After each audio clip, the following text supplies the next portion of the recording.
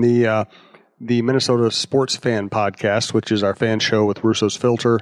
Am I supposed to call him that, or am I supposed to call him Nick Henry? I can never remember which alias I'm supposed to use, which is also a really fun show that does very well on the network. What kind of impact in the draft do you expect from Fenton? Does he have a preference as far as North American versus European skaters, skill, speed versus the prototypical wild, safe and sound defensively type player?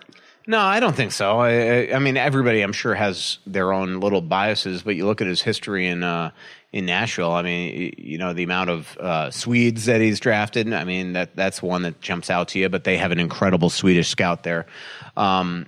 So I mean, you got the Swiss. I mean, you know, with Yossi, you got Arvidsson. I mean, you know, again, you just go on and on. So I don't think that he's got that. I think that he just wants to get some good quality prospects in here.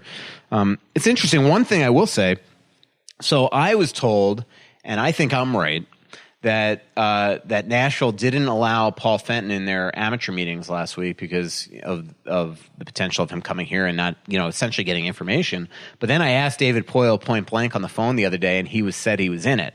So I'm like, all right, I'm glad I never wrote that because obviously I was wrong. You know, he said, nope, I let him in, but he basically said that it was very uncomfortable and, you know, and all that stuff. But then talking to Fenton the other day, he's like, yeah, after my interview, I went to Florida all week. And all week last week was when they had the amateur meetings. So sounds like he wasn't allowed in those meetings. So, which, you know, you get. I mean, if he's going to go and get all the intel from Nashville, they don't want him to bring it here. And I think that if it's true that he was not allowed in those meetings, it means that David Poyle had a really good sense that he was going to get this job.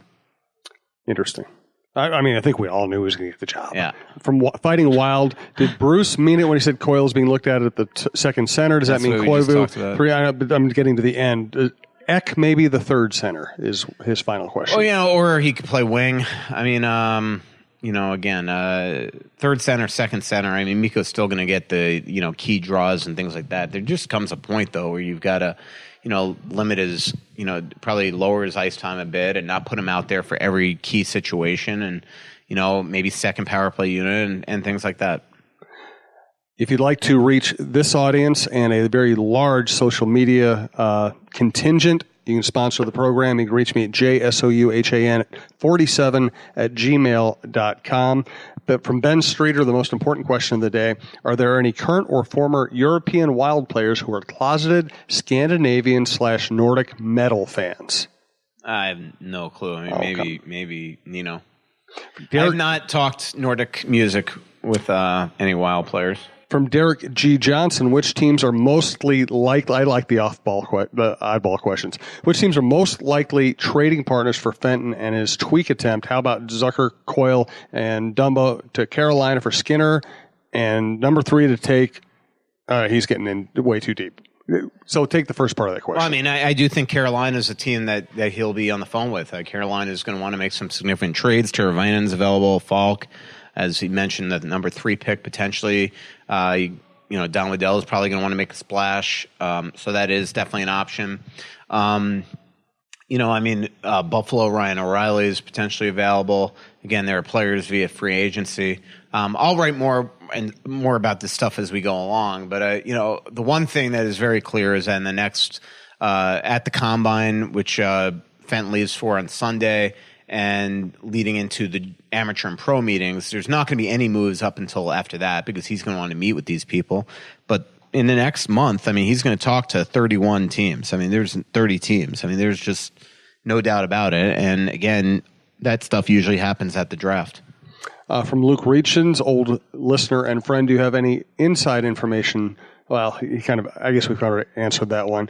Trying to find a different question here. From Von Trashinsky, always asks good questions. How well funded is scouting and player development for the Wild? Because of no cap, it would seem like an area to outcompete or outfund other teams. Well, I mean, I don't know. I mean, it depends on what your coverage is and all that stuff. I mean, they have tons of analytical people and tons of scouts and frankly, if it's true what I'm hearing that all these guys got extensions, they might be paying a ton for their scouting department for guys that don't even work for them next year. I've got to think that he's going to overhaul the scouting department, but that will not happen until after their contract or after June 30th. or after the draft, in Dallas at June 23rd or 4th, whenever that is, because you just don't have a bunch of scouts out there right now that you're going to hire. Nashville just extended Jeff Kilty the other day, and gave him essentially Fenton's old job, and that was to make sure that he couldn't get him. And you got to know that David Poile, he's ruthless. I mean, David will make sure that his scouts that he respects and likes have contracts and make money to make sure that Paul can't grab onto those people.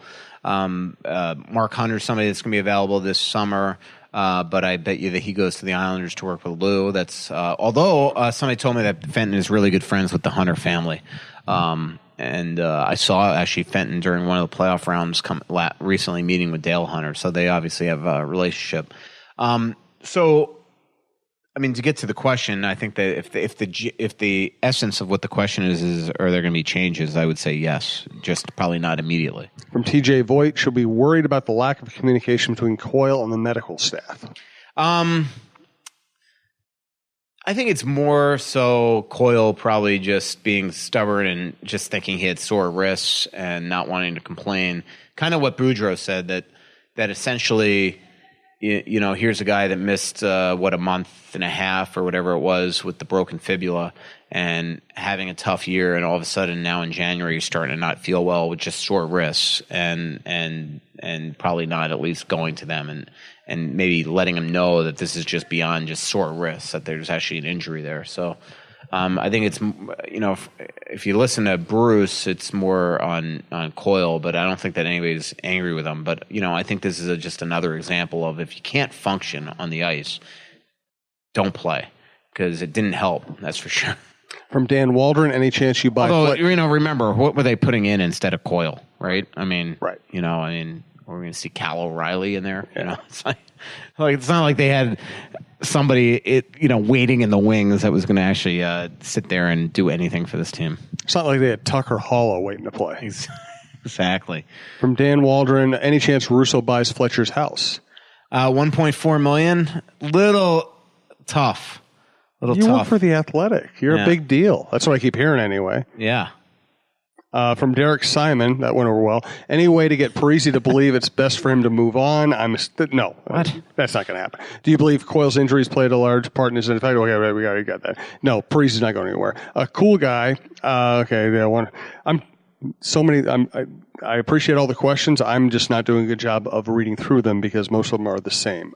From Tyler, I have to think the vets with egos on this team would hate a GM like Fitz if he came in and wasn't afraid to really shake things up. Yeah. How big a role did guys like Suter have in the GM search?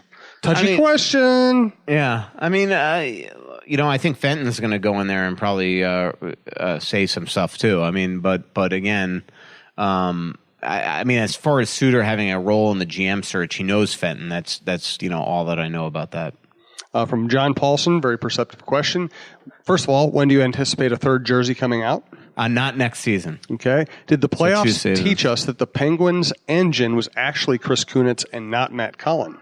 No. I think that what the Penguins' postseason showed us is that they played 300 games in the last 3 seasons and looked very, very tired down the stretch. Here's a question. But Chris Kunitz being off that team is not why they lost. From Russo's hips, how will Paul and company manage the massive egos on this team moving forward and avoid player GM owner drama we've heard rumors of? I was worried that he was talking about me, the massive egos. Yeah, but you're manageable. Look, the best teams as we see, just being around Vegas as much as I've been the last couple of weeks, and Winnipeg, there just seems to be a different feeling in that room. Now, winning creates great atmospheres, but they're definitely in the Wild's room. It just doesn't feel the same. And so, I think that's one area that this team's got to, and maybe making moves will change it up. It just feels like this core has grown tired of each other. And I do think that there's going to be significant changes that are probably necessary on this team. But you're right. Until somebody goes into that room and says to all these players, look, we're running this team. You go play. It's probably going to continue to be little dramas and things like that. And that stuff is real. I think it sometimes gets a little overshadowed. But overshadowed or overblown? Overblown. Overblown. Excuse me. I do think that that these guys have to figure out how badly they want to win. It's there's no excuses anymore. 2 years ago they got the coach fired. Last year they got the GM fired. And again, I shouldn't say it like that, but it's okay. But the reality is that Fletcher made a lot of mistakes at the end. I mean, those 4 days in June caused his demise. Tuck, Holla, Pominville, Scandella. That was it, right? And because they made their cap moves, their expansion moves, where you lost 2 quality players to also help you create cap space. Then you make the trade to help you create cap space, but then you add Tyler Ennis, who is a disaster and is now going to have to be bought out. And you get Marcus Foligno, who you signed to a very exorbitant contract that didn't have a good year, so it just didn't work. And those moves, it just didn't work, man. So last Twitter question. Thanks for all the questions. Thanks for listening. Again, if you can download, that will help us out. Thanks to Twill in the Edina Galleria. I've been by there a lot lately. You should go check out their stuff. Thanks to Fixology Repair, downtown and at the Mall of America, and Tony Hoaglund, your State Farm agent in Champlin, and one of the co-hosts on our fan show on the network. From Jacob Burkhart. If Suter can't come back from his injury this season, what happens with the contract as far as cap recapture and retirement? Well, cap recapture is always there. What you would want is him not to retire and just to kind of be on LTI forever, where you can then spend over his money. But cap recapture could potentially be an issue whether he retires healthy or injured. So LTI will be the way to go. There's nuances of way cap recapture, and we're obviously seeing that. We just saw what happened with Marion Host in Chicago, which was an absolute joke.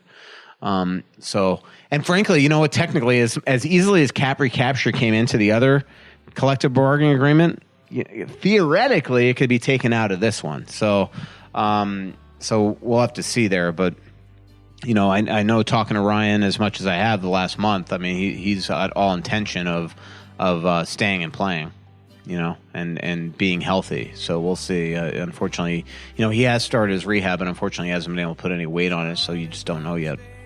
Thanks to Michael Russo. Thanks to everybody who listens. Again, download if you can. Check out talknorth.com, and we will talk to you next week from where are you going to be? Where are you going to be when we talk next, Michael? Here. Oh, okay. Yeah. You're not covering the final? No, I'm not now. I'm going to be rating the crap out of the Wild the next couple of weeks. All righty. We will check back for more intrigue and see who else is mad at us next week. Pretty little city built on a hillside. Music in the bars and fire in the sky. We went to the beach and it was covered in ice. And I used to call it home. So much coming out, there's nothing going in. I know that you feel like you're never gonna win. Oh, but the world won't forgive a winner.